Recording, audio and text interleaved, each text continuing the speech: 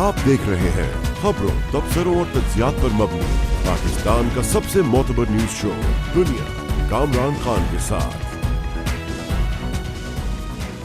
अस्सलाम वालेकुम, मैं हूं कामरान खान। मुल्क में इंतखाबात के हवाले से कुछ गहमा गहमी शुरू हो चुकी है और कैंपेन हो रही है। ख़ास तौर पर पाकिस्तान मुस्लिम लीग नून और पाकिस्तान पीपल्स पार्टी अपनी जो भी क़ुव्वत है पूरी इस मामले पे लगा रही है। ख़ास तौर पर पंजाब में हम देख रहे हैं कि ज़बरदस्त हलचल है और पंजाब से जो अब तक की इत्तलात आ रही हैं वो मिली जुली हैं। इस वक्त पंजाब के सनती मरकज़ और दूसरे बड़े शहर फैसलाबाद पर जो अब तक की खबरें आई, जो अब तक की कैंपेन हुई है, नून लीग की गिरफ्त ढीली नज़र आ रही है। 2013 के इंतखाबात में इसी फैसलाबाद से कौमी असम्बली की 10 नशिस्तों पर नून लीग ने क्लीन स्वीप किया था, लेकिन 2018 के इलेक्शन में नून लीग यहाँ से महज 3 नशिस्तें निकाल सकी थी, जबकि बाकी तमाम सीटों पर PTI कामयाब हुई थी।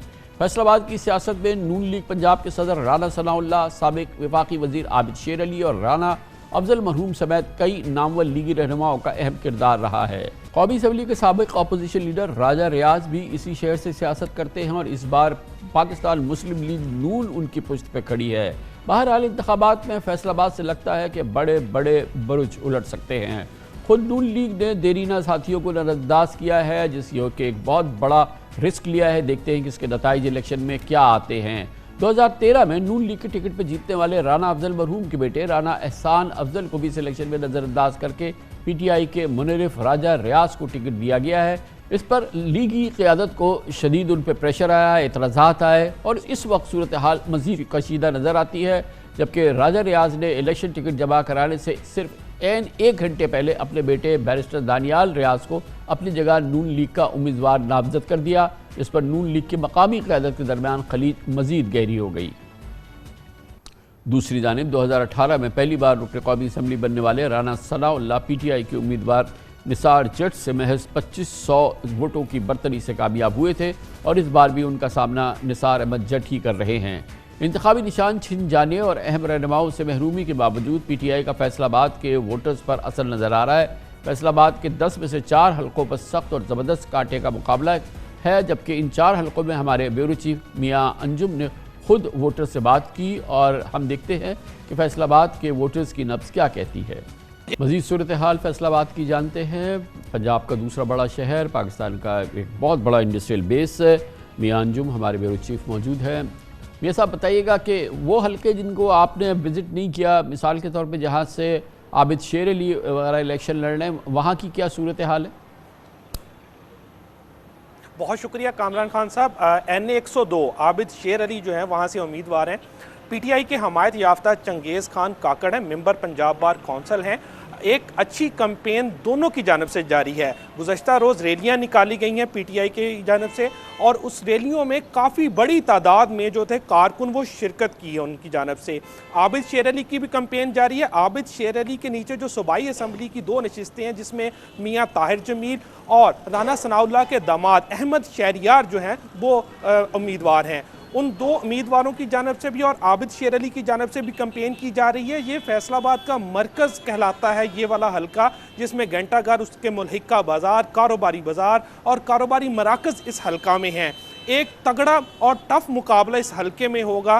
गोया फारूक हबीब की जानब से इलेक्शन से वो दस्तबरदार हुए और PTI के हमायत याफ्ता चंगेज़ खान काकड़ को यहाँ से टिकट दिया गया। PTI के आज़ाद उम्मीदवार हैं और जो भी इस वक्त PTI की नामजद करदा हैं, इनकी पहचान क्या है इस शहर में? क्या इस शहर के लोग इनको अच्छी तरह से जानते हैं?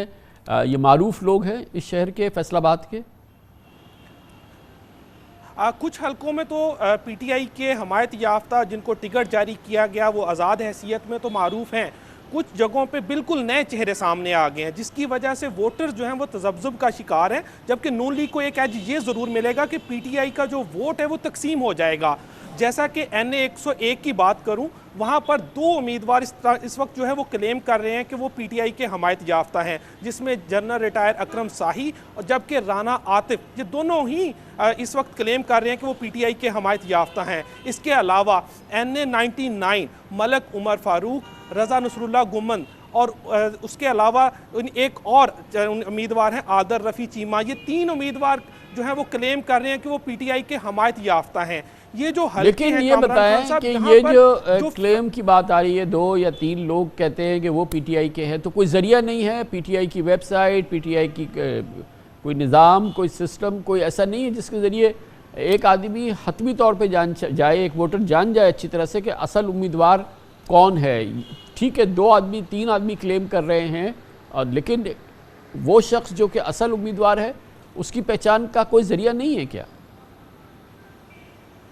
جی بالکل، لسٹیں بار بار چینج کی گئیں کامران خان صاحب، پی ٹی آئی کی جانب سے، پی ٹی آئی کی قیادت کی جانب سے ہر دوسرے دن بعد کینڈیڈیٹ چینج کیا گیا، کمپین شروع ہوتی تھی کینڈیڈیٹ کا نام تبدیل کر دیا جاتا تھا، سوشل میڈیا پر بھی دی گئیں، اس کے علاوہ مختلف جو ڈیجیٹل پلیٹ فارم تھے وہاں پر جاری تو کر دی گئیں، لیکن ان فائنل فہرستوں کے باوجود بھی جو تمام امیدوار ہیں وہ یکجا ہونے کے بجائے جو ہے ایک دوسرے کے مخالف کمپین کر رہے ہیں اور کلیم کر رہے ہیں کہ وہ نظریاتی کارکن ہیں، وہ بانی پی ٹی آئی کے نامزد کارکن ہیں، اور جو بعد میں پاکستان تحریک انصاف کی قیادت ہے اس کی جانب جو فہرستیں جاری کی گئی ہیں اس میں کہیں نہ کہیں اونچ نیچ جو ہے وہ کی گئی ہے، جس کے بعد جو ہے دوسرے امیدوار جو ہے وہ سامنے آئے ہیں، جیسا کہ کلیم کیا جاتا ہے این اے 101 سے جو امیدوار ہیں پی ٹی آئی کے حمایت یافتہ، وہ کہا جا رہا ہے کہ وہ حماد اظہر کے کلاس فیلو ہیں، ان کے قریبی ساتھی ہیں، اس لیے وہاں سے انہیں ٹکٹ دے دیا گیا۔ ندیم آفتاب سندھو جو پرانے کارکن ہیں، معروف چہرہ ہے، ان کو بھرپور طور پر پی ٹی آئی کی قیادت کی جانب سے نظر انداز کیا گیا اور انہیں وہاں سے ٹکٹ نہیں دیا گیا، جس کی وجہ سے وہاں سے مسلم لیگ نون کا جو امیدوار ہے وہ مضبوط ہوتا دکھائی دیتا ہے۔ بہت شکریہ میاں انجم ہمارے ساتھ تھے، بیورو چیف فیصل آباد کی صورتحال آپ نے دیکھی۔ اب الیکشن سے جاتے ہیں خارجہ تعلقات کی جانب۔ آج بڑا اہم دن تھا، ایران کے وزیر خارجہ آج اسلام آباد تشریف لائے، army chief general Asim Munir, وزیر اعظم انوار اللہ کاکڑ، وزیر خارجہ جلیل عباس جیلانی سے ان کی بڑی اہم ملاقاتیں ہوئیں۔ ایران اور پاکستان نے ایک بار پھر اس عزم کا اظہار کیا کہ آپسی تعلقات کو مذاکرات کے ذریعے حل کیا جائے گا، دونوں اطراف جو دہشت گرد آپریٹ کر رہے ہیں ان کا قلع قمع کیا جائے گا، اس کے لیے ایک نیا نظام بھی ترتیب دیا گیا ہے۔ اس کی بات کرتے ہیں چھوٹے سے وقفے کے بعد۔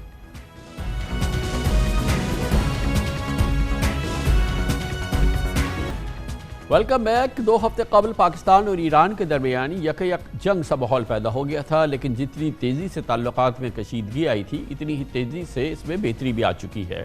اب دونوں ممالک کے درمیان تناؤ کی کیفیت ختم ہو چکی ہے اور آج اس سلسلے میں بڑی ڈیولپمنٹ ہوئی۔ ایرانی وزیر خارجہ امیر عبدالمیان اپنے طے شدہ 1 روزہ دورے پر اسلام آباد پہنچے، جہاں ان کی army chief general Asim Munir اور وزیر اعظم انوار اللہ کاکڑ سے بھی اہم ملاقاتیں ہوئیں۔ اس سے قبل انہوں نے پاکستان کے وزیر خارجہ سے 1-on-1 ملاقات بھی کی تھی۔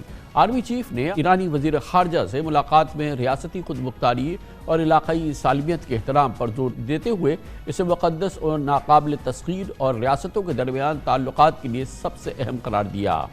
آئی ایس پی آر نے بتایا ہے کہ ملاقات میں اتفاق ہوا ہے کہ دہشت گردی مشترکہ خطرہ ہے جس سے باہمی تعاون کے ساتھ نمٹنا ضروری ہے۔ دونوں فریقوں نے اس عزم کا اظہار بھی کیا کہ وہ قریبی روابط جاری رکھیں گے اور دونوں برادر ممالک کے درمیان کسی سپوائلر کو فاصلے پیدا کرنے کا موقع نہیں دیں گے۔ تاہم ایرانی وزیر خارجہ کے اس اہم دورے سے صرف 2 روز قبل ایک نہایتی دلخراش واقعے میں ایران کے علاقے سراوان میں 9 پاکستانی مزدوروں کو گولیاں مار کے قتل کر دیا گیا تھا۔ اس دہشت گرد حملے میں 4 مزدور زخمی بھی ہوئے۔ اس واقعے میں خوش نصیبی سے بچ جانے والے مزدوروں نے بتایا کہ ہفتے کی رات مسلح افراد آئے تھے، وہ ان کے کمرے میں داخل ہوئے اور وہاں موجود پاکستانیوں کو اسلحہ کے زور پہ رسیوں سے باندھا اور پھر اندھا دھند فائرنگ کر کے 9 مزدوروں کی جان لے لی۔ ابھی تک کسی دہشت گرد تنظیم نے اس حملے کی ذمہ داری قبول نہیں کی ہے۔ اس سے قبل تقریباً 2 ہفتے پہلے ایران نے پاکستان کی فضائی حدود کی بلا اشتعال اور بلا جواز خلاف ورزی کی تھی اور بلوچستان کے علاقے پنجگور میں میزائل داغے تھے۔ پاکستان نے 36 گھنٹوں میں ہی اس کا جواب دیا تھا اور ایران کے صوبے سیستان میں میزائل اور ڈرون حملوں سے مخصوص اہداف کو نشانہ بنایا تھا۔ پاکستان کی جوابی کارروائی میں ایران میں قائم بلوچستان لبریشن آرمی اور بلوچستان لبریشن فرنٹ کے دہشت گردوں کے ٹھکانے تباہ کیے گئے تھے۔ ایران کی سرکاری نیوز ایجنسی IRNA نے حملوں میں 9 افراد کی ہلاکت کی تصدیق کی تھی۔ مشاہد بات یہ ہے کہ دونوں ممالک کے درمیان کشیدگی اب کافی حد تک کم ہو چکی ہے۔ 3 دن قبل دونوں ملکوں کے سفراء نے اپنی ذمہ داریاں بھی سنبھال لی ہیں، تاہم دونوں ممالک ابھی بھی پھونک پھونک کر قدم ان کو رکھنا ہوگا کیونکہ دونوں اطراف دہشت گرد سرگرم ہیں جو پاک ایران برادرانہ تعلقات کو نقصان پہنچانا چاہتے ہیں۔ تناؤ کی کیفیت میں دونوں ممالک کے درمیان اعتماد کی فضا بہتر بنانے میں ایرانی وزیر خارجہ کا دورہ اہم ہوگا۔ آج اس کی جھلک دونوں وزرائے خارجہ کی جانب سے مشترکہ پریس کانفرنس میں بھی دیکھی گئی۔ آج کی اس اہم ڈیولپمنٹ پہ بات کرتے ہیں، اسلام آباد جائیں گے جہاں ہمارے ساتھ موجود ہیں خارجہ امور کے ممتاز سینئر صحافی انس ملک۔ بہت بہت شکریہ انس ملک صاحب، کیسے ہیں آپ؟ اور یہ فرمائیے گا کہ یہ اس آج کی جو ڈیولپمنٹ ہے اس میں جو بھی کانفیڈنس بلڈنگ میجرز کی بات ہوئی ہے، کچھ اس کے اظہار بھی ہوا ہے، لیکن آلریڈی یہ سارے ان پلیس ہیں۔ ملٹری لیول پہ بھی کمیونیکیشن لائنز ہیں، پھر ڈپلومیٹک لیول پہ بھی لائنز ہیں، دونوں جگہ پہ سفارت خانے ہیں، سفیر ہیں۔ تو اب جو یہ نظام ترتیب دیا جا رہا ہے یا جو ان واقعات کے بعد جو ڈیولپمنٹ ہوئی ہے اس میں نئی بات کیا ہے؟ بہت بہت شکریہ کامران صاحب، آپ نے مجھے مدعو کیا۔ دیکھیں، جو آپ نے درست فرمایا کہ آلریڈی ایگزسٹنگ میکانزمز ہیں، پہلے سے ہی ایگزسٹ کرتے ہیں، ان کو کیوں نہیں بروئے کار لایا گیا؟ وہی بات پاکستان کی جانب کے پاکستان کو ایک سرپرائز فیکٹر تھا کہ جب ایران نے 16 جنوری کی رات کو پاکستان میں دراندازی کی اور انپرووکڈ یونیلیٹرل ایگریشن کیا پاکستان کی ٹیریٹوریل انٹیگریٹی کا، اور جس کا پاکستان نے پھر 36 گھنٹے میں جواب دیا۔ یہی بات پاکستان کو سب سے زیادہ چبھ رہی تھی۔ آج جو ملاقات ہوئی تقریباً آدھا گھنٹہ یہ اپنے سلیٹڈ ٹائم سے زیادہ جاری رہی، اور اس ملاقات میں جو دو ہائی لائٹس ہیں وہ ایک یہ ہے کہ پہلے جو انہوں نے ہائی لیول کانٹیکٹ کا جو اسٹیبلشمنٹ کی جو بات کی ہے فارن منسٹرز لیول کے اوپر، جو کہ آلٹرنیٹیولی پہلے تہران میں اور پھر اسلام آباد میں ملے گی، ریگولرلی ملے گی، یہ ایک نئی چیز ہے۔ اور دوسرا، تربت اور زاہدان میں جو لائزن آفیسرز آئیں گے، جو ہماری انڈرسٹینڈنگ یہ ہے کہ وہ عسکری سطح پر ہوں گے، وہ بڑی ایک سگنیفیکنٹ سٹیپ ہے، کیونکہ دونوں جانب پاکستان میں تربت میں بلوچستان کی طرف اور ایران میں زاہدان کی جانب جو کچھ ایلیمنٹس ایسے موجود ہیں جو کہ پاکستان اور ایران دونوں ایک دوسرے پر الزامات لگاتے ہیں، اور اسی وجہ سے انہوں نے جو لائزن آفیسرز کی بات کی ہے اسٹیبلش کرنے کی کہ یہ آئندہ خدا نخواستہ اگر کوئی ایسی بات آتی ہے، ایسی کوئی چیز اٹھتی ہے، تو آئندہ ایسی کوئی چیز اوائڈ کرنے کے لیے لائزن آفیسرز کی جو بات ہے وہ بڑی تفصیل طلب ہے اور بڑی سگنیفیکنٹ ہے۔ کامران صاحب، اس کے ساتھ یہ بتائیے گا کہ ابھی پرسوں ایک بڑا واقعہ ہو گیا جہاں پہ ایرانی بلوچستان میں پاکستان کے 9 پاکستانی شہریوں کو ہلاک کر دیا گیا، پاکستان کے 9 مزدوروں کو ہلاک کر دیا گیا۔ بدترین دہشت گردی کا واقعہ ہے۔ سمہاؤ بڑا اس کو مینج کیا گیا ہے اور پاکستان میں اس کو ایک طرح سے ڈاؤن پلے کیا گیا ہے، اور مگر اس کی کیا سگنیفیکنس ہے؟ یہ بھی تو ایک بہت ہی سنگین واقعہ تھا۔ درست فرمایا آپ نے، اس کی امپلیکیشنز کافی فار ریچنگ تھی، کیونکہ ایرانی وزیر خارجہ کے دورے سے تقریباً 30 گھنٹہ پہلے یہ واقعہ ہوا، جہاں پہ پاکستان کی جانب سے جو پاکستانی لیبر جو ایران میں ریزائڈ کر رہی تھی، ان کا سٹیٹس جو ہے وہ ڈسپیوٹڈ ہے۔ چند افراد ان میں سے غیر قانونی طور پہ وہاں پر رہائش پذیر تھے، کچھ قانونی طور پر تھے۔ ان کو نہ صرف بے دردی سے قتل کیا گیا، بلکہ جو ہماری ذرائع سے بات ہوئی ان کو سیگریگیٹ کر کے آئیڈینٹیفائی کر کے قتل کیا گیا۔ کسی دہشت گرد تنظیم نے اب تک اس کی رسپانسبلٹی نہیں لی ہے، لیکن آج جب ایرانی وزیر خارجہ امیر عبداللہیان نے اپنی پریس کانفرنس میں اپنے جوائنٹ پریس چیک آؤٹ کے اندر ایک بڑی سگنیفیکنٹ لائن کہی، انہوں نے کہا ایران اور پاکستان کے بارڈر ایریا میں موجود تمام دہشت گرد وہ ہیں جو کہ تیسرے ممالک جو ہیں ان کو فنڈ کر رہے ہیں۔ پاکستان کی جانب سے اس کے اوپر باقاعدہ طور پہ احتجاج ریکارڈ کرایا جا چکا ہے۔ ایران کی جانب سے یہ ضرور یقین دہانی کرائی گئی ہے کہ وہ انویسٹیگیشنز کر رہے ہیں۔ مسئلہ یہاں پر یہ آتا ہے کہ کیا اس انویسٹیگیشن کا نتیجہ نکلے گا؟ ایرانی سائیڈ نے ان کو یہ اشور ضرور کیا ہے، کیونکہ اس ٹائم پر ایران بہت زیادہ بیک فٹ پر ہے۔ پہلے کہ 35 سال بعد کسی بھی ملک نے ایران کو جواب دیا، اور نہ کہ جواب دیا بلکہ اس کی ٹیریٹری کے اندر جا کے جواب دیا، تو ایران ایک بہت گیون دی کرنٹ سرکمسٹانسز جو سچویشن ہے مڈل ایسٹ کی، ایران بہت زیادہ بیک فٹ پر تھا۔ دوسرا، 30 گھنٹے پہلے ہی وزٹ سے اتنا بڑا واقعہ ہو جانا کہ 9 پاکستانی نہتے پاکستانیوں کو، معصوم پاکستانیوں کو بے دردی سے قتل کر دیا گیا۔ اس کے بعد ایران کی جانب سے ایک مخلصانہ طور پہ کوشش کی گئی، اور یہی وجہ ہے کہ آج جو ملاقات تھی جس کو ایکسپیکٹ کیا جا رہا تھا کہ جس میں تلخیاں کافی ہوں گی، جو ایک سار نوٹ پہ شروع ہوگی اور شاید سار نوٹ پہ ختم ہو، وہ ایسا بالکل نہیں ہوا۔ سفارتی ذرائع کا یہ بتانا ہے کہ ملاقات انتہائی خوشگوار ماحول میں ہوئی، اس کے برعکس کہ جو پاکستانی سائڈ ایکسپیکٹ کر رہی تھی اس کے برعکس ہوئی، اور یہ ایک انڈیکیٹر ہے کہ پاکستان اور ایران جو ہوا سو ہوا، اب آگے بڑھنا چاہتے ہیں، اور اسی وجہ سے جو ماضی کی جو تلخیاں ان کو بھلا کر جو ایگزسٹنگ میکانزم ہیں ان کو مضبوط کر کے اب آگے بڑھنا چاہتے ہیں، اس امید کے ساتھ کہ ایران جو ہے دوبارہ سے اس طرح کی کوئی اشتعال انگیزی نہیں کرے گا، اور اس امید کے ساتھ بھی کہ ایران کے اوپر جو ہے زیادہ اونس لائے کرتا ہے اعتماد بحالی کا، جس کے لیے ایران اب سٹیپس لینے کے لیے تیار ہے، نہ کہ صرف تیار ہے بلکہ وہ اس تیاری کے حوالے سے اپنی آمادگی جو ہے وہ پاکستان کو آج کی میٹنگز کے اندر جو ہماری عسکری قیادت سے ہوئی، اب سے کچھ دیر قبل نگراں وزیر اعظم انوار اللہ کاکڑ کے ساتھ بھی ہوئی، اور آج صبح جو جلیل عباس جیلانی صاحب کے ساتھ ان کی پہلے 1-on-1 ملاقات اور پھر ڈیلیگیشن لیول ٹاکس ہوئیں، اس میں انہوں نے اپنی ولنگنس کا اظہار پریکٹیکلی طور پہ کر کے دکھایا ہے۔ کامران صاحب تھینک یو سو مچ۔ انس ملک ہمارے ساتھ اسلام آباد سے موجود ہے۔ کمرشل بریک، اس دوران نیوز ہیڈ لائنز دیکھیں، اس کے بعد ہم اپنے پروگرام کے باقی حصے کے ساتھ واپس آئیں گے۔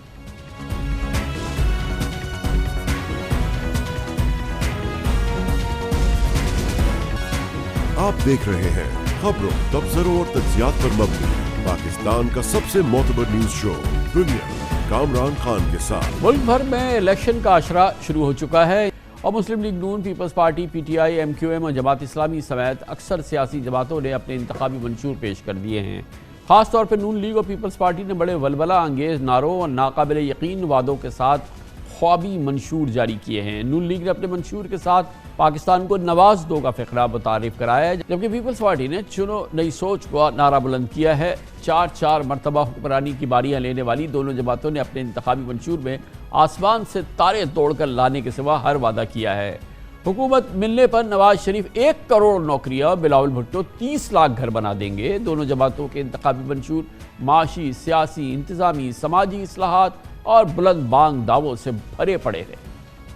اس بات یہ ہے کہ نواز شریف اور بلاول بھٹو نے خوابوں کے انبار تو لگا دیے ہیں، مگر ملک کے ہمالیائی معاشی مسائل کے حل کے لیے نہ کوئی واضح روڈ میپ دیا ہے، نہ ہی خوابی دعووں کو تعبیر دینے کے لیے ٹھوس حکمت عملی بیان کی ہے، نہ ہی یہ بتایا ہے کہ اس کے لیے سرمایہ کہاں سے آئے گا اور پاکستان کی موجودہ جو جی ڈی پی ہے، جو پاکستان کی موجودہ tax to G D P ratio ہے، اس میں آمدن کہاں سے آئے گی، اور اس قسم کے وعدوں کی تکمیل کے لیے کتنی رقوم دلکار ہیں وہ کیسے ہوں گے، اس کا کوئی ذکر نہیں ہے۔ مثال کے طور پر نون لیگ نے انرجی سیکٹر کے گردشی قرضوں کے مکمل خاتمے کے عزم کا اظہار کر دیا ہے، لیکن 5,900 ارب روپے کے گردشی قرضوں کو ختم کرنے کی کیا حکمت عملی ہے، یہ فی الحال نہیں بتایا ہے۔ ایسے دعوے کیے ہیں جن کے بارے میں خود نواز شریف بھی غیر یقینی میں مبتلا ہیں اور کہتے ہیں کہ ان کے معاشی ٹیم نے بڑے بڑے دعوے کر دیے ہیں، وہ پوری کوشش کریں گے کہ ملک کو معاشی بھنور سے نکال سکے۔ ہم سب جانتے ہیں کہ پاکستان اس وقت آئی ایم ایف کے اہداف کے مطابق چل رہا ہے اور نئی منتخب حکومت کو بھی آئی ایم ایف پروگرام کا تسلسل برقرار رکھنا ہوگا ہر صورت۔ لیکن حیران کن بات ہے کہ بلاول بھٹو 300 یونٹ مفت بجلی اور 30 لاکھ گھروں سمیت قومی خزانے پہ بوجھ ڈالنے والی سبسڈیز کا اعلان کر رہے ہیں۔ یقیناً مسلم لیگ نون اور پیپلز پارٹی کے انتخابی منشور میں موجود سبز باغ اور سہانے خواب بظاہر خاصے پرکشش لگتے ہیں۔ 2018 کے الیکشن سے پہلے پی ٹی آئی نے بھی اپنے منشور میں 50 لاکھ مکان اور 1 کروڑ نوکریاں دینے کا اعلان کر دیا تھا، مگر معاشی ماہرین کا کہنا ہے کہ عوامی مقبولیت کے فیصلے سیاسی جماعتوں کے لیے فائدہ مند شاید ہو سکتے ہوں، لیکن آئی ایم ایف پروگرام میں رہتے ہوئے ان مراحت کو قومی خزانے اور معیشت کے لیے انتہائی نقصان دہ ہوں گے۔ ناممکن ہے کہ آئی ایم ایف کا پروگرام بھی چلتا رہے اور ان وعدوں پر عمل کی کوئی جھلک بھی نظر آئے۔ آئی ایم ایف کا تو ذکر بھی نہیں ہے ان دونوں منشوروں میں۔ بہرحال یہ ایک بڑی دلچسپ بات ہے، مگر ان خوابی منشوروں پہ ان پہ عمل درآمد کے کتنے امکانات ہیں؟ کیا پاکستان کے پاس اتنی فسکل سپیس اویلیبل ہے کہ ہمارے پاس اتنا پیسہ ہے کہ ہم ان خوابی دعووں پہ عمل کر سکیں؟ اس پہ ہم ماہرانہ رائے لیں گے۔ ہمارے ساتھ موجود ہیں جناب خرم حسین، اکنامک افیئرس کے بہت عمدہ ایکسپرٹ ہیں اور اینالسٹ ہیں، اور ہمارے ساتھ عمار اچ خان بھی ہیں، وہ اکنامک افیئرس کے، بزنس افیئرس کے، انرجی افیئرس کے ایکسپرٹ ہیں۔ بہت بہت شکریہ۔ خرم حسین صاحب، آپ بتائیے گا کہ مطلب یہ آپ نے پورے دیکھ لیے دونوں منشورز کی جو کی ایلیمنٹس ہیں، کوئی اس سے کیا آپ کو کہیں سے ریالٹی کا کوئی تعلق نظر آتا ہے جو پاکستان کی اس وقت گیون جو معاشی صورتحال ہے اس حوالے سے، جو پاکستان کے اس وقت جو پریشرز ہیں اس حوالے سے، اس میں tax to G D P ratio کیسے بڑھے گی اس کا ذکر نہیں ہے، اس میں ہماری آمدن کیسے بڑھے گی اس کا ذکر نہیں ہے، ہم یہ سرکولر ڈیٹ کو کیسے ختم کریں گے اس کا ذکر نہیں ہے، یہ جتنے کی ایشوز ہیں اس کا ذکر نہیں ہے، اس میں آئی ایم ایف کا ذکر نہیں ہے کہ آئی ایم ایف کے ساتھ یہ تمام وعدے کیسے پورے ہوں گے۔ کامران صاحب، ان چیزوں کا ذکر اس لیے نہیں ہے کیونکہ ان چیزوں کی بنیاد پہ کوئی ووٹ نہیں آپ حاصل کر سکتے۔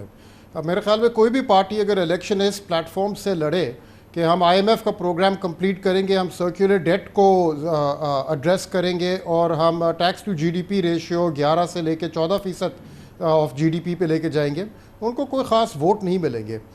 ووٹرز آ کے یہی مانگتے ہیں اپنی پارٹی سے کہ ہمارے لیے آپ کیا کریں گے.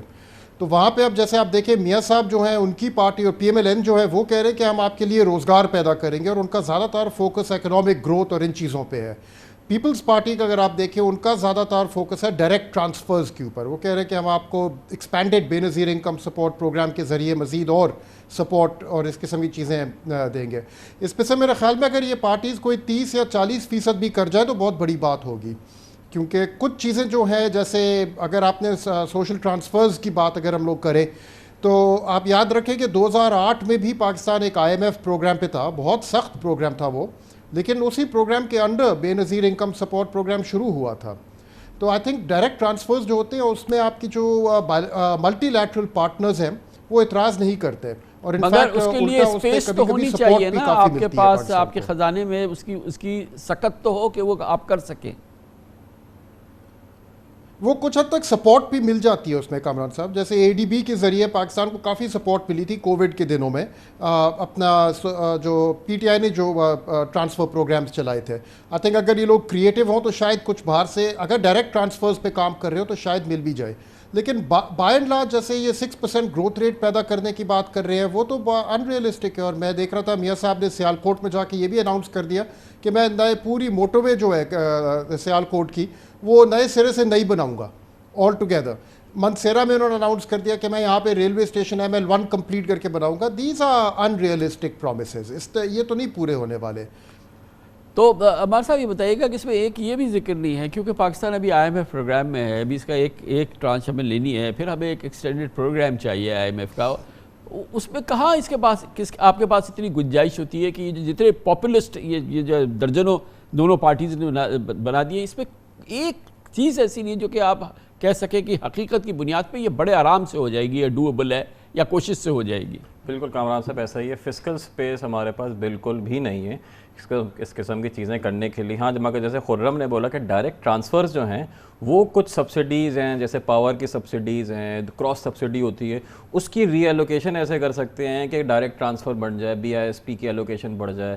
دوسرے جو کسان پروگرام اگر کوئی لانا چاہ رہے ہیں جو فرٹیلائزر کی سبسڈی دیتے ہیں, اس فرٹیلائزر کی سبسڈی کو بجائے اس کے کہ آپ گیس کے تھرو دیں, آپ ڈائریکٹ فارمر کو وہ سبسڈی دے دیں, تو ری ایلوکیشن ریسورسز کی ضرورت ضرور ہو سکتی ہے. اور اس میں جو IMF ہے یا دو ملٹی لیٹرلز ہیں وہ بھی یہی کہتے ہیں کہ ڈائریکٹ ٹرانسفرز وہ زیادہ بہتر رہتے ہیں بجائے اس کے کہ آپ کسی بڑے انڈسٹری کو یا اس کو سبسڈی دیں. تو یہ ایک ری ایلوکیشن ضرور ہو سکتی ہے, اور یہ آج سے نہیں, آج سے 5-8 سال پہلے ہو جانی چاہیے تھی جب BISP کا ایک سکسیس ہم نے دیکھا. تو یہ چیز بالکل ہو سکتی ہے, مگر آپ کی بات سے میں فلی اگریڈ ہوں کہ فسکل سپیس ہمارے پاس نہیں ہے کہ باقی جو ساری چیزیں ہیں وہ کسی بھی طرح اس چیز کو ہم کور کر سکیں, یا جو گروتھ ریٹ ہے اس کا کیا طریقہ کار ہوگا, کیا پاتھ ہوگا, انڈسٹریل گروتھ کیا ہوگی, ملین نوکریاں 1 کروڑ نوکریاں اگر آ بھی رہی ہیں تو کہاں سے آ رہی ہیں وہ نوکریاں, کیسے آئیں گی, کہاں پہ سرمایہ کاری ہوگی, کس طرح ہوگی, ایکسپورٹ اگر بڑھ رہی ہے تو کس طرح بڑھ رہی ہے. تو وہ تو it's a complete black box at this point, کسی کو نہیں پتا. جی تو یہ جو اتنے بڑے ڈارک ہولز ہیں یہ کس لیے ہیں؟ یہ صرف اس لیے کہ ہم لوگوں کو یہ نعرے دے سکے کہ ہم یہ کریں گے, اور جو اس کے بنانے والے ہیں ظاہر ہے کہ اگر وہ اپنے شعبے کے ماہرین ہیں تو وہ اچھی طرح سے جانتے ہیں نا کہ یہ فی الحال ڈویبل نہیں ہے. خرم صاحب جی ڈویبل آئی تھنک بہت مشکل ہے کامران صاحب, اور مجھے ابھی جس چیز کی کنسرن ہے کہ آئی تھنک کافی میرے ایٹ لیسٹ مائنڈ میں تو مجھے کافی کلیئرٹی ہے کہ آئی تھنک PMLN جو ہے نواز شریف کی جو پارٹی ہے وہ آگے ہے ان ٹرمز آف کہ اگر آپ مجھ سے پوچھیں کہ کون سی پارٹی لائکلی گورنمنٹ بنائے گی الیکشن کے بعد, تو میرے خیال میں وہ نون لیگ کی ہی ہوئے گی. البتہ it's possible I could be wrong, let's see. But جو جس قسم کے وعدے نون لیگ والے ابھی کر رہے ہیں کہ معیشت کو ہم معیشت کی رفتار سے 6% پہ لے جائیں گے, اس کی ریسورسز تو ان کے پاس نہیں ہے. اور ماضی میں وہ اپنا اگزامپل دے رہے ہیں کہ ہم نے یہ کر کے دکھایا ہے, لیکن جب بھی انہوں نے یہ کر کے دکھایا ہے تو پاکستان کی ڈیٹ لیولز جو ہے, جو انہوں نے ایکسٹرنل بوروئنگ کی ہے, جو قرضے ان کو لینے پڑے ہیں یہ کام کرنے کے لیے, وہ اتنے بڑے تھے, وہ ان کی تعداد اتنی زیادہ تھی کہ آج پاکستان کے بارے میں یہی کہا جا رہا ہے, اور IMF نے ابھی اپنے سٹاف رپورٹ میں کہا ہے کہ پاکستان ایک اس کی جو ایکسٹرنل ڈیٹ سسٹینیبلٹی ہے ہائیلی رسکی کیٹیگری میں اس کو ڈالا ہوا ہے. اور پاکستان ایک کبھی ڈیٹ ریسٹرکچرنگ کی بالکل ایج کے اوپر بھی کھڑے ہوئے ہیں ہم لوگ. تو اب دوبارہ سے وہی ہسٹری اگر وہ ریپیٹ کرنا چاہ رہے ہیں without increasing external debt, I don't see how that can be done. Date کا تو ذکر ہی نہیں ہے خان صاحب. ان دونوں اس میں یہ جو پاکستان کا سب سے بڑا مسئلہ ہے یہ ڈیٹ, اور دوسری چیز یہ ہے کہ یہ جو ہمارے سرکولر ڈیٹ ہے اسی کے اندر سے اگر آپ دیکھیں تو نون لیگ نے کہا ہم اس کو ختم کریں گے, ایز اف کہ یہ ایک جملے کے اندر یہ ختم ہونے والا ہے. لیکن اس کے لیے کوئی ایک روڈ میپ یا اس کا خاکہ اگر عوام کے ساتھ شیئر کریں, کیسے کریں گے؟ یہ کوئی بہت بڑا سیکرٹ تو نہیں ہونا چاہیے نا. دیکھیں اس میں جو ہے کچھ بھی کرنے کے لیے میں ہمیشہ یہی کہتا ہوں, اگر اکنامک گروتھ اٹین کرنی ہے تو سب سے پہلے آپ نے پاور سیکٹر کے ریفارمز کر لیں. جب تک پاور سیکٹر کے ریفارم نہیں ہوں گے, بجلی سستی نہیں ہوگی, کوئی بھی صنعت یا کسی قسم کا کوئی بھی کاروبار آپ نہیں کر سکتے ان قیمتوں پہ. پاور سیکٹر ریفارم کرنے کے لیے سرکولر ڈیٹ کا ریفارم یا سرکولر ڈیٹ کی ریزولوشن, گردشی قرضوں کی ریزولوشن بہت ضروری ہے, مگر وہ کس طرح کرنی ہے وہ کوئی پلان نہیں ہے. بہت سارے طریقے ہیں جس کے تھرو ہو سکتی ہے, بہت سارے پلان آتے بھی ہیں مگر وہ کبھی کمپلیٹ نہیں ہو پاتے. تو میں آپ کی بات سے بالکل اگری کرتا ہوں, کسی کے پاس کوئی ابھی پلان نہیں ہے. جہاں پر الیکشن ہوتے ہیں دنیا بھر میں, بہت سارے ایسے ممالک میں ہوتے ہیں, تو پلان جو ہوتے ہیں کوئی ایک شیڈو جو ہوتے ہیں پلانز اویلیبل ہوتے ہیں کہ جی اس طرح ہوگا, یہ سٹرکچر ہوگا, یہ روڈ میپ ہوگا, مگر وہ ایسی چیز کسی کے سامنے ابھی نہیں آئی ہے کہ جی اگر پاور سیکٹر ریفارم ہونے ہیں تو وہ کس طرح ریفارمز ہونے ہیں. ایک طرف کہتے ہیں کہ جی 10,000 میگا واٹ ہم ایڈ کر دیں گے, ابھی آلریڈی ہم سرپلس پہ ہیں, ہمیں ضرور چاہیے 10,000 میگا واٹ, مگر ابھی جو سرپلس ہے ان کو تو ریزالو کریں, جو ٹرانسمیشن اور ڈسٹریبیوشن کے ایشوز ہیں ان کو ریزالو کریں. دوسری طرف جو ہے کہتے ہیں کہ جی 300 یونٹ ہم سولر سے ہر کسی کو فری دے دیں گے. انٹائرلی پاسبل, یہ بالکل ہو سکتا ہے, اس کے پلان بھی موجود ہیں, مگر اس کے لیے جو پورا ٹرانسمیشن کا میکینزم ہے, ڈسٹریبیوشن کا میکینزم ہے, اس کو ریزالو کرنے کی ضرورت ہے. یہ سارے کام ہو سکتے ہیں, ایسے نہیں کام ہو نہیں سکتے, مگر وہ کام کرنے کے لیے جو ایگزسٹنگ مسائل ہیں پہلے ان کو حل کرنا ہوگا, تبھی جا کے وہ آگے آپ کام کر سکتے ہیں. ایگزسٹنگ مسائل کس طرح حل کرنے وہ کسی کے پاس پلان نہیں ہے. اچھا, اس میں ہم نے یہ بھی دیکھا خرم صاحب کہ ظاہر ہے سب سے بڑا مسئلہ تو ہمارا ٹیکس نظام کو ٹھیک کرنا ہے, ہم نے FBR کو ٹھیک کرنا ہے. اس کے ساتھ ساتھ جو ہماری ٹیکس ٹو GDP ریشو ہے, آپ کو علم ہے 9% تو کوئی نہیں, مطلب میزریبل ہے.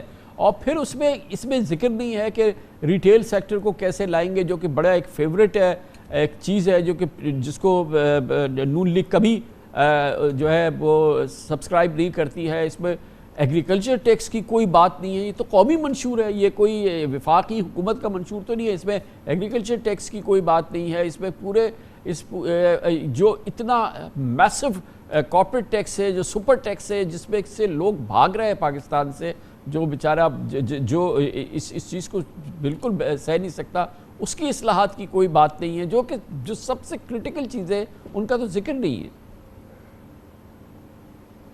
آئی تھنک کامران صاحب یہ مینیفیسٹوز نکل رہے ہیں کوئی مشکل سے کیا 2 ہفتے پہلے, الیکشن کے سے 2 ہفتے پہلے, تو ان کو پڑھتے ہوئے بھی یہ لگ رہا ہے کہ بہت جلد بازی میں بنائے گئے ہیں. آئی تھنک بہت لیٹ ان پارٹیز کا دھیان آیا ہے اس طرف کہ بھئی ہم لوگ الیکشن واقعی میں لڑنی ہے, کیمپیننگ واقعی میں کرنی ہے, کوئی میسج ہمارے پاس ہونا چاہیے ووٹر کے لیے, مینیفیسٹو ہونا چاہیے جو ہم لوگ دکھا سکیں.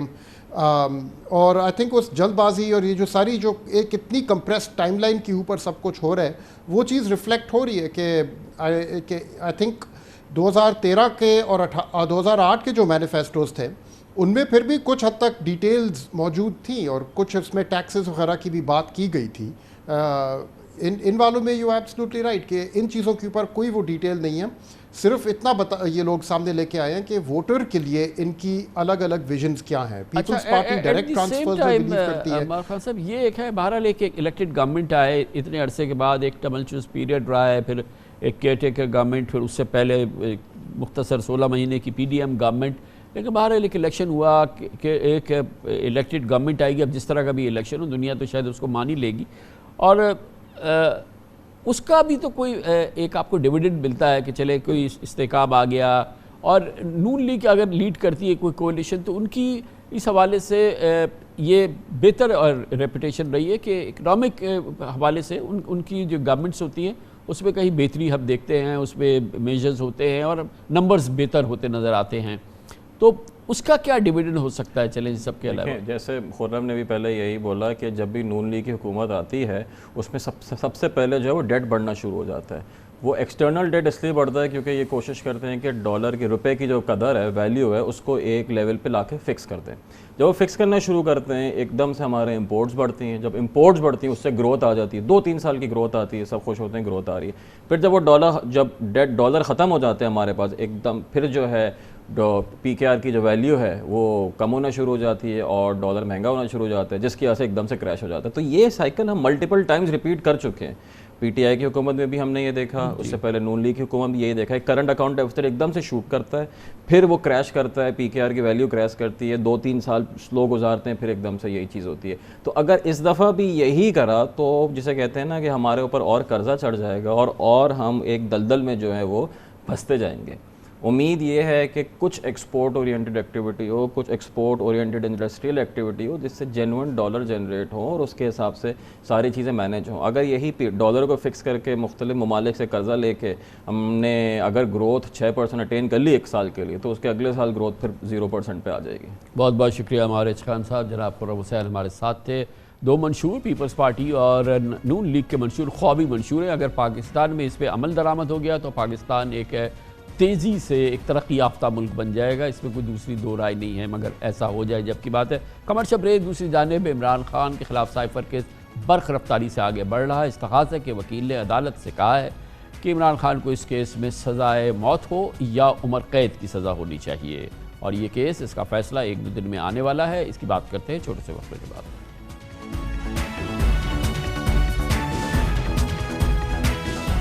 Welcome back. Cipher case P T آئی کے بانی چیئرمین عمران خان اور وائس چیئرمین مخدوم شاہ محمود قریشی کے گلے کا توق بن گیا ہے, اور آفیشل سیکرٹ ایکٹ کے تحت قائم خصوصی عدالت کے جج ابوالحسنات ذوالقرنین روزانہ کی بنیاد پر اڈیالہ جیل میں سائفر کیس کی سماعت کر رہے ہیں, اور یہ مقدمہ برق رفتاری سے فیصلہ کن موڑ پر آ چکا ہے.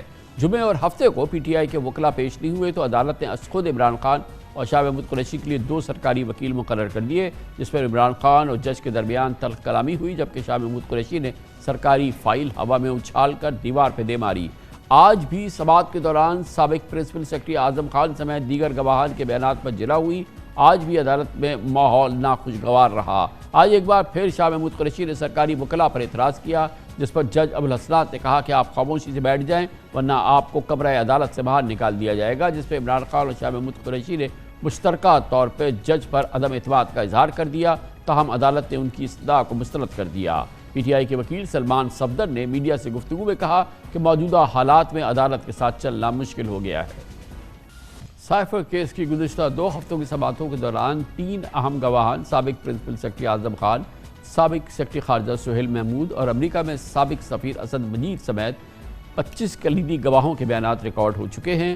جمعرات کو سماعت کے دوران عمران خان نے مطالبہ کیا تھا کہ اعظم خان کا بیان قلمبند کرانے سے پہلے قرآن پاک پر ہاتھ رکھ کے حلف لیا جائے. عمران خان کے اصرار پر اعظم خان نے قرآن پر حلف لے کر بیان دیا اور کہا کہ سائفر کی کاپی عمران خان نے اپنے پاس رکھ لی تھی جو بعد میں نہیں ملی. اعظم خان کا یہ بھی کہنا تھا کہ انہیں معلوم نہیں کہ ریلی میں لہرایا جانے والا کاغذ کیا تھا. سہیل محمود نے بیان دیا کہ امریکہ نے سابق وزیر اعظم عمران خان کی پبلک سٹیٹمنٹ پر تشویش کا اظہار کیا تھا, جبکہ اسد مجید نے بتایا کہ خفیہ سائفر میں خطرے یا سازش کے الفاظ کا کوئی حوالہ نہیں تھا. ان کا کہنا تھا کہ سائفر کا معاملہ پاک امریکہ تعلقات کے لیے دھچکا تھا.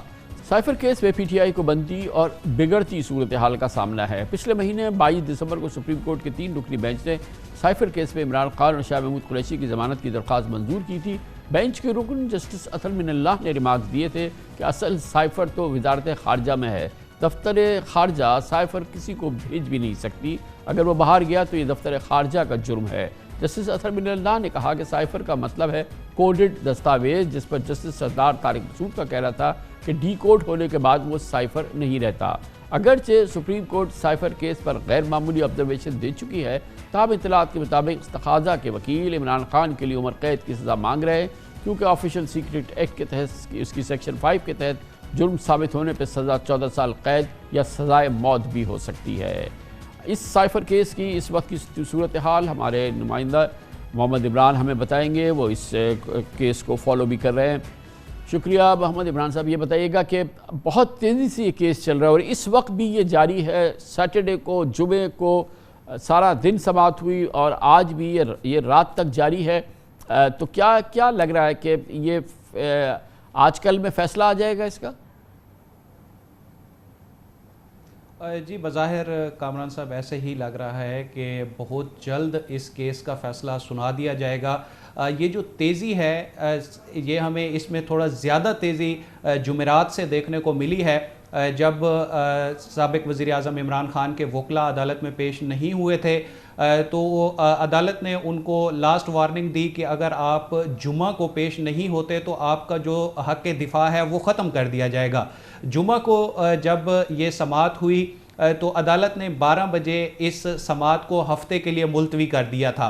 तो जो वकील हैं मुआविन खालिद यूसुफ चौधरी, उनकी जानिब से अदालत को जुमे को ये दरख्वास्तें दी थी 3 मुख्तलिफ कि हमारे वकला अदालत आए थे लेकिन उस वक्त समाअत ख़त्म हो चुकी थी।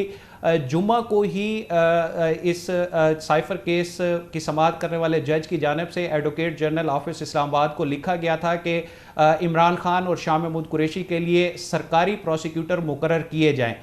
उसी दिन ही एडवोकेट जनरल ऑफिस की जानिब से 2 वकला को मुकर्रर किया गया और फिर हफ्ते को हमने अडियाला जेल में ये देखा कि इमरान खान के 2 मुआविन वकला वहाँ पर मौजूद थे। शाह महमूद कुरैशी के वकील अली बुखारी भी कमरा अदालत में मौजूद थे और उनकी जानिब से बारहा अदालत से ये इस्तदा की गई कि मंडे तक समाअत मुलतवी कर दी जाए और हम मंडे को गवाहान पर जिरहा ज़रूर करेंगे, हमारे सीनियर काउंसिल जो है वो मौजूद होंगे। ताहम अदालत ने उनकी ये इस्तदा मंजूर नहीं की और तकरीबन 2 बजे जितने भी हम मीडिया के अरकान कमरा अदालत में मौजूद थे और जनरल पब्लिक के लोग मौजूद थे, उन सबको बाहर भेज दिया गया। जिसके बाद ये कार्रवाई हुई कि जो 2 स्टेट काउंसिल्स मुकर्रर किए गए थे, मलिक अब्दुर्रहमान इमरान खान की तरफ से और हज़रत यूनुस शाह महमूद कुरैशी की तरफ से, उन्होंने 9 गवाहान पर जिरह मुकम्मल की थी और इनमें 2 अहम गवाह भी थे जिसमें केस के तफ्तीशी अफसर और एक वजारत खारजा के अफसर फैसल तिरमजी साहब भी थे। आज इमरान खान के वकला तो पेश हुए और उनकी जानिब से बैरिस्टर सलमान सफदर ने इन सरकारी वकला पर एतराज़ किया, बज़ाते खुद इमरान खान और शाह महमूद कुरैशी ने भी एतराज़ किया और जज पर भी आज एतराज़ उठाया गया। ताहम अदालत ने इन तमाम एतराज़ात को मुस्तरद करते हुए स्टेट डिफेंस काउंसिल के ज़रिए कार्रवाई को आगे बढ़ाया है और जो स्टार विटनेस हैं साबिक़ प्रिंसिपल सेक्रेटरी आज़म खान समेत मज़ीद गवाहान पर जिरह जो है वो आज मुकम्मल कर ली गई है। बहुत बहुत शुक्रिया मोहम्मद इमरान हमारे साथ थे। कमर्शियल ब्रेक, उसके बाद फिर इलेक्शन ज़बरदस्त कैंपेन कर रहे हैं। बिलावल भुट्टो ज़रदारी अमूमन पंजाब में और केपी में होते हैं। सिंध के हवाले से 15 साल पाकिस्तान पीपल्स पार्टी ने यहाँ हुक्मरानी की है और इसका इम्तहान भी है और इसकी स्क्रूटनी भी ज़्यादा है। 15 साल की हुकूमत के बाद ऐसा होना भी चाहिए। हमने इससे पहले आपको जनाब बिलावल भुट्टो ज़रदारी के आबाई लाड़काने की सूरत हाल दिखाई थी। आज वज़ीर आला मुराद अली शाह के आबाई सेवन का कैफियत आपको दिखाते हैं। पीने के पानी के भी लाले पड़े हुए हैं। आपको दिखाते हैं आंखों देखा हाल सेवन का छोटे से वक्फे के बाद।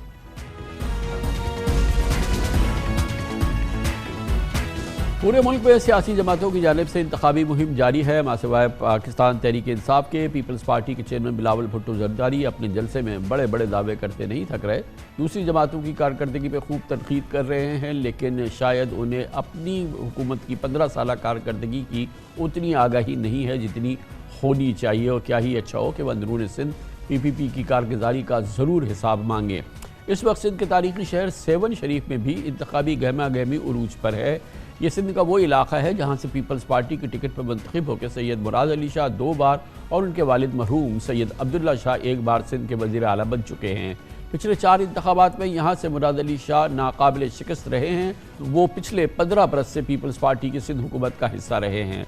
2008 से 2016 तक 8 बरस वज़ीर ख़जाना और फिर 7 बरस वज़ीर आला सिंध के मनसब पर फाइज रहे। इस मरतबा सेवन से कौमी असम्बली के हल्का NA 226 पर पीपल्स पार्टी के उम्मीदवार मलिक असद सिकंदर का मुकाबला GDA के उम्मीदवार सैयद मुनीर हैदर शाह से, जबकि यहाँ से सूबाई असम्बली की नशिस्त पर एक मरतबा फिर पीपल्स पार्टी के उम्मीदवार सैयद मुराद अली शाह हैं, जिनके मद्दे मुकाबिल GDA के उम्मीदवार रोशन अली बर्डो हैं। सेवन शरीफ में इस बार सैयद मुराद अली शाह को सख्त मुकाबले का सामना है, क्योंकि यहाँ के बासी आज भी पीने के साफ पानी, तालीम और सेहत समेत तमाम बुनियादी सहूलियात से बड़ी हद तक महरूम है। और अवाम ने सवाल करने शुरू कर दिए हैं कि पीपल्स पार्टी और सैयद मुराद अली शाह के 15 साल दौर में हुकूमत ने यहाँ के बासियों को, यानी कि मुराद अली शाह के आबाई गाँव के बासियों को और इस इलाके के बासियों को क्या दिया। وزیر اعلیٰ مراد علی شاہ کے آبائی علاقے کا آنکھوں دیکھا حال ہم آپ کو دکھاتے ہیں. تازہ ترین آنکھوں دیکھا حال ہمارے نمائندے خصوصی اختیار کھوکھر کی اس رپورٹ میں.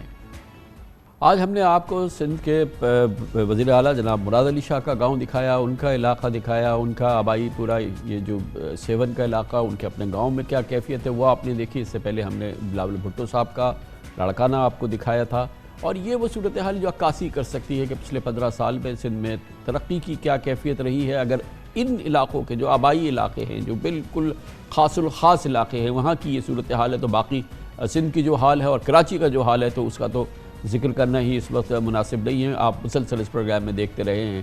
آج کے اس رپورٹ پہ سیون کی صورتحال, جناب مراد علی شاہ کے آبائی علاقے کی صورتحال, ہمارے ساتھ اختیار کھوکھر موجود ہے. بہت بہت شکریہ اختیار کھوکھر صاحب. یہ بتائیے گا کہ یہ اس وقت جو سب سے بڑا مسئلہ ہے وہاں جو ابھی آپ نے دکھایا وہ صرف پینے کا پانی کا ہے, وہ پینے کا پانی نہیں ہے, اور پھر بہت بڑی تعداد میں ایسا لگتا ہے کہ بار بار یہاں پہ پیسے لگتے رہے, 2 RO پلانٹ مختلف موقعوں پہ لگے, وہ ناکارہ ہیں, جو بھی نظام بنایا گیا وہ ناکارہ ہے, اور جس کی وجہ سے شہریوں کے لیے سب سے بڑا اس وقت جو صورتحال نظر آ رہی ہے وہ پانی کی ہے.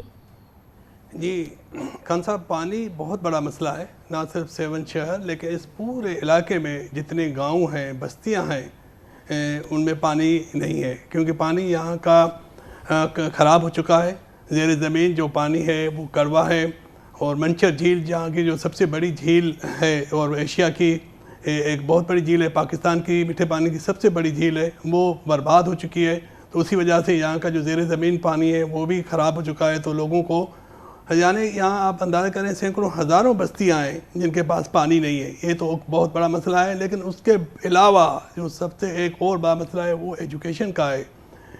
اس میں جو اسکولز ہیں وہ برباد ہیں. خاص طور پہ یہ جو 2022 کا سیلاب آیا وہ اس نے اس علاقے کو تہس نہس کر دیا, اور اسکول تقریباً 400 اسکول برباد ہوئے سیون شریف کے. ان میں سے جو ہم نے فیکٹس اور فگر لیے ہیں, صرف 15 اسکولوں کی بحالی ہو سکی ہے 2 سال میں. وزیر اعلیٰ صاحب اپنے علاقے کے 400 برباد اسکولوں میں سے 15 اسکولوں کی بحالی کر سکے. یہ جو بچے تھے جو اس سیلاب سے پہلے ان اسکولوں میں پڑھتے تھے, 400 اسکولوں میں 25-50 ہزار شاید بچے پڑھتے ہوں, ان کا کیا ہوا, وہ ان کی تعلیم کا کیا نظام ہے اس وقت؟ بہت برا حال ہے خان صاحب. آپ ایسا اندازہ کریں تقریباً 60 سے 70% جو انرولمنٹ ہے وہ نہیں آتے, وہ لوگ اسکول میں بچے نہیں آتے. ایک اسکول میں ہم گئے جس کی انرولمنٹ 2000 تھی, انہوں نے بتایا کہ ہمارے پاس 100 بچے آتے ہیں. اور یہ جو اسکول ہم نے ایک دکھایا جو بوبک شہر ہے سیون کے باہر, اس کا ایک پرائمری اسکول ہے, ایک جھلک ہے ان اسکولوں کی بربادی کی. اس کے علاوہ جو دوسرا بڑا مسئلہ ہے گھروں کا ہے, تقریباً 40,000 لوگوں کے گھر برباد ہوئے اس علاقے میں سیلاب سے, اور سندھ حکومت صرف 700 افراد کو شت سے سکی ہے.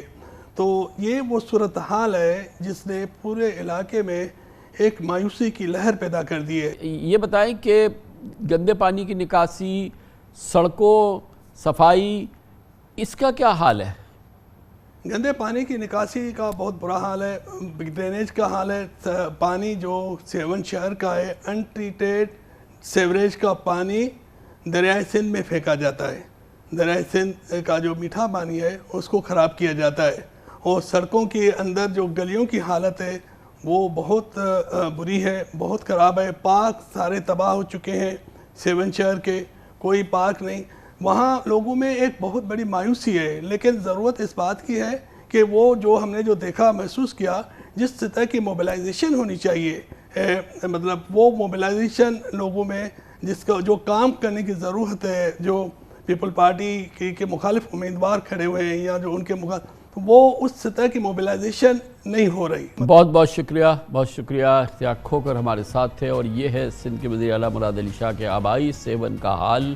اس سے پہلے ہم نے محترم بلاول بھٹو زرداری کے آبائی لاڑکانے کا حال آپ کو دکھایا تھا. اس کے ساتھ ہی ہمارے آج کے پروگرام کا اختتام ہوتا ہے. کل آپ سے پھر ملاقات ہوگی انشاءاللہ. کل تک کے لیے کامران خان کو اجازت. اللہ حافظ و ناصر.